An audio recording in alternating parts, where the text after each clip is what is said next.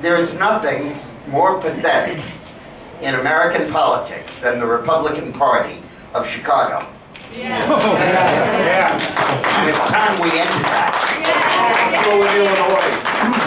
Because the voters of Chicago and the voters of Illinois are increasingly coming to the only possible conclusion, which is that Chicago is on the verge of becoming the new Detroit.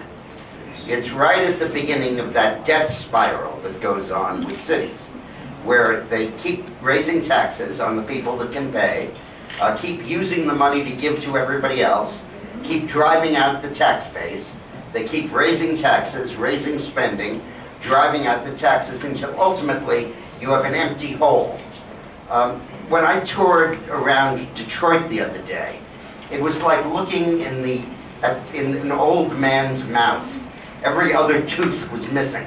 You'd go down the block and there'd be vacant lot building, vacant lot building.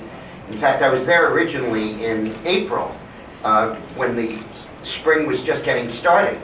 And I said, oh, isn't it lovely? They have all these open spaces with grass. Then about 2 months later, I realized they were vacant lots and those were weeds. This wasn't like parkland. But seriously, there is no state where it is more self-evident that the concoctions of the Democratic liberal mainstream don't work. It's fine until, as Margaret Thatcher said, you run out of other people's money. And Illinois is running out of it very quickly.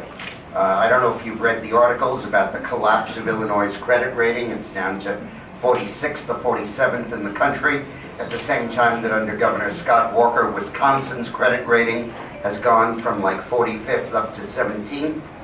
And increasingly businesses are just moving out to any of those states with Republican governors. Indiana, Ohio, Michigan, Wisconsin, and they're just fleeing to those places. And increasingly people are voting with their feet to change Illinois and change Chicago. We need to get them to vote with their hands. Yeah.